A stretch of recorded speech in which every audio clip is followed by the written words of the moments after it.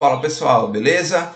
Vamos lá para mais uma aula de Biologia 1. Olha só, hoje nós vamos falar sobre o capítulo 12. Hoje nós vamos falar sobre a primeira parte desse capítulo, tá? Vou dividir em duas partes o capítulo 12, que fala sobre os ácidos nucleicos. Olha só, estamos vendo mais uma macromolécula, mais uma molécula orgânica. Nós já vimos carboidratos, lipídios, proteínas, enzimas dentro de proteínas, e agora vamos ver os ácidos nucleicos, beleza? Acompanha aqui comigo, ó. Hoje nós vamos descrever a estrutura do RNA e do DNA e vamos citar as principais diferenças estruturais e funcionais dessas duas moléculas. Já está pegando aí, né? DNA, RNA, ácido nucleico, tal. Vamos embora. Olha só, a gente sabe que todos os indivíduos, né, eles são formados por célula. A gente estudou que a unidade básica de um ser vivo é uma célula.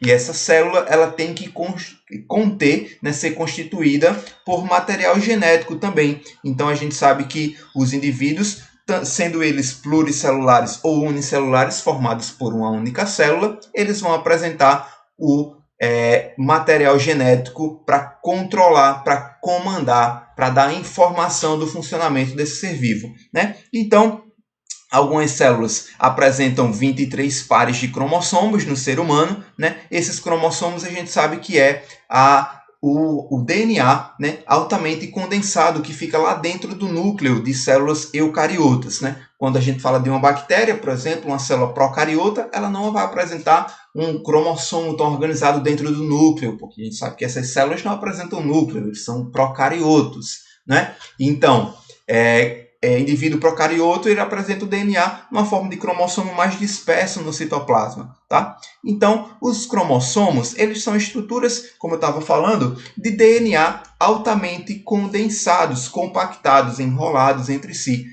E esse DNA é o que a gente vai conhecer hoje, como é que ele é formado. Olha só, o DNA é a molécula da vida, responsável por armazenar todas as informações genéticas de um indivíduo. Então, a cor do cabelo, a cor da pele, a altura, se o indivíduo vai ter alguma predisposição para a doença, né? Se vai ter um metabolismo mais rápido, tudo isso é controlado pela informação genética que está guardada no DNA. Né? E essas informações estão escritas de acordo com as letrinhas que a gente vai conhecer hoje, né? No DNA, por exemplo, as letras A, T, C e G, que vocês sabem, eu já sei que vocês sabem, mas acompanhem aí comigo. Olha só, a gente tem, estamos falando de ácidos nucleicos, né? O ácido nucleico é a grande molécula, né, que forma o DNA e o RNA. Então, essa grande molécula ela é formada por várias partes. Tu lembra lá quando a gente estudou de carboidratos, a gente falou dos monossacarídeos que vão se juntando e formando um polissacarídeo?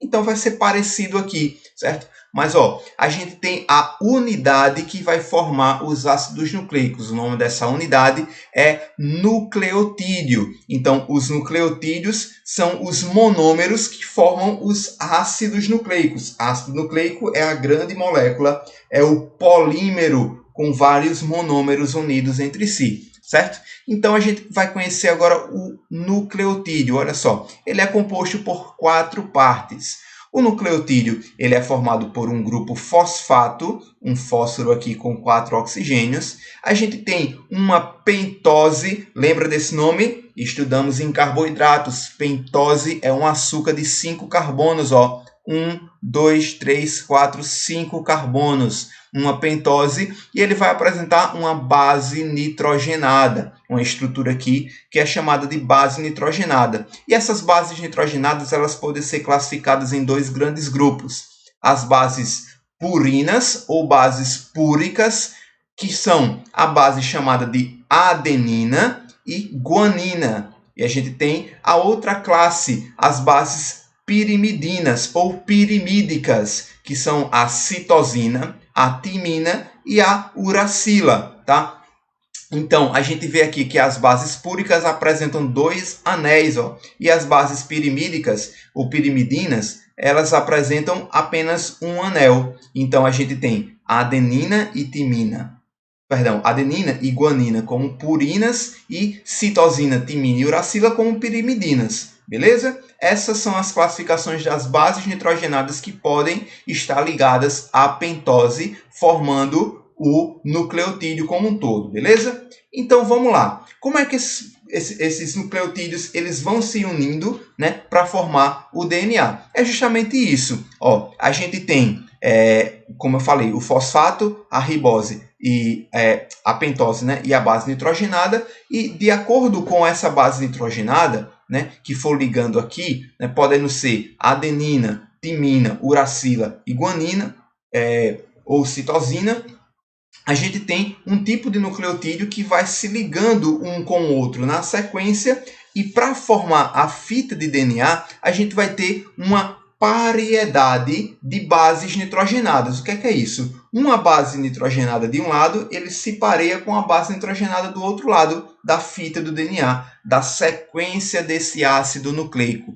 Então preste atenção aqui, só para a gente focar, só para a gente fixar esse nucleotídeo. Eu tenho fosfato, a pentose. E olha só a diferença da pentose. Eu tenho uma ribose e uma desoxirribose. Eu já falei isso para vocês quando a gente estava estudando carboidratos. Ó. Eu tenho aqui a desoxirribose, né? Que nessa posição 2 aqui não tem o oxigênio, e a ribose é que tem o oxigênio. Então, ó, desoxirribose acontece no DNA, ó, desoxirribose, ácido desoxirribonucleico, um ácido nucleico com desoxirribose.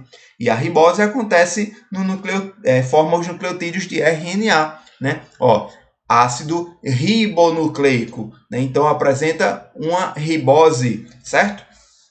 E uma particularidade também diferente entre DNA e RNA, vocês sabem também, né, que no RNA as quatro bases nitrogenadas que aparecem são a citosina e a guanina, a adenina e a uracila. A uracila é uma base pirimídica que vai substituir a timina no RNA. Ou seja, no RNA a gente sabe que não aparece a base nitrogenada timina compondo os nucleotídeos do RNA, beleza? Então, ó, esse RNA aqui, ele é formado por várias bases nitrogenadas, né, ligados à ribose e o fosfato, certo? E aqui eu tenho outras bases nitrogenadas no RNA, né, as mesmas bases, na verdade, só que a diferença é a timina, que aparece aqui no DNA. No DNA eu também tenho duas fitas ligadas entre si, né, por meio do pareamento das bases nitrogenadas, e aqui o RNA ela é formado por apenas uma única fita, uma única sequência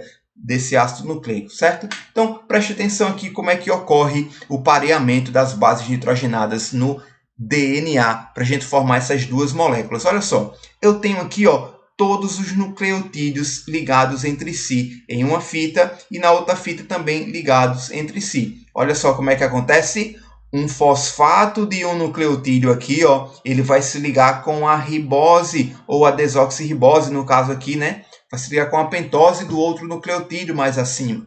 Então, eu tenho um fosfato ligando com a pentose, né? Essa pentose está ligada a outro fosfato e outra base nitrogenada. E esse fosfato assim vai ligando com as pentoses acima dele, certo?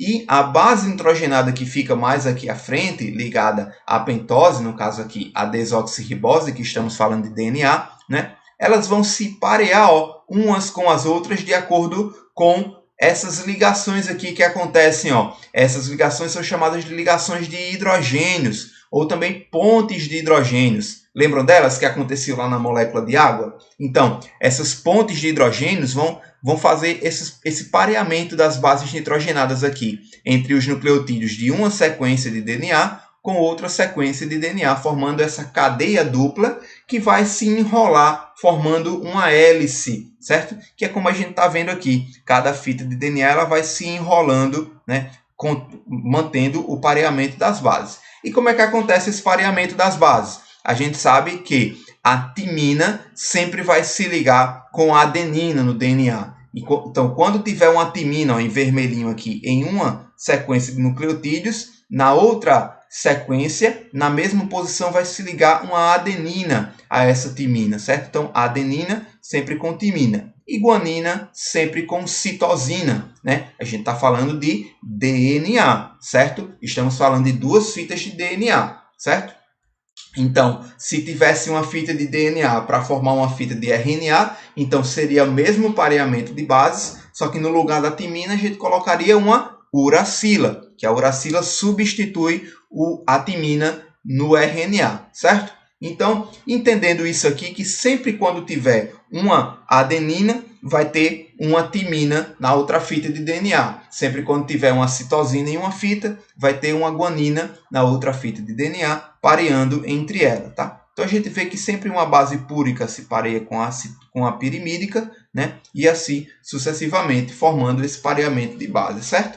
E, gente, tem uma regra muito interessante que é chamada de regra de Kargaff, tá? Esse camarada aqui, ele pensou, né, raciocinou logicamente e entendeu que existe uma proporção de bases nitrogenadas dentro de todo o conteúdo de DNA de um ser vivo. Então, se a gente sabe que sempre quando tiver uma adenina vai ter uma timina e sempre quando tiver uma citosina vai ter uma guanina, então a porcentagem ou a quantidade de adenina sempre vai ser igual à quantidade de timina e a quantidade de citosina sempre igual à de guanina, né? E essa razão aqui, a proporção entre elas sempre será 1, né? Porque se eu tiver, por exemplo, 40% de citosina, eu tenho os mesmos 40% de guanina, né? Porque uma sempre vai se ligar com a outra. Então, 40 dividido por 40 dá 1. Né? Então, a gente, simplificando essa fórmula aqui, ou mudando, né? A gente tem A mais C dividido por T mais G igual a 1. Então, a gente pode brincar com a matemática aqui dentro dessas proporções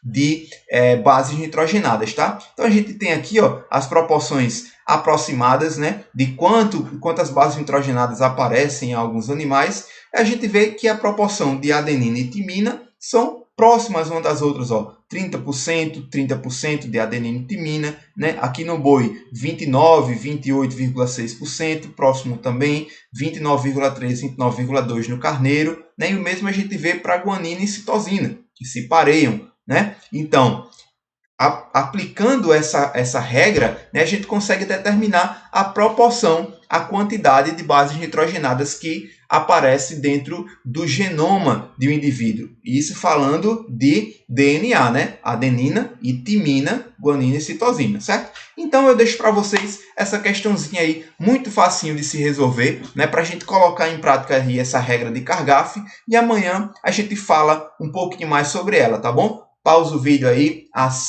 lê com cuidado essa questão e me diz aí qual é a resposta, beleza? Olha só, lá na plataforma eu vou colocar um vídeo bem direitinho explicando, né, como é que é a estrutura desse DNA, como é que foi descoberto, certo? Como é a estrutura espacial desse DNA. Então assiste lá para ficar ligadinho, beleza, gente? Então é isso aí a nossa aula de hoje. Espero vocês amanhã e semana que vem a gente continua falando desse capítulo, tá bom? Um grande abraço e até a próxima aula. Tchau, tchau.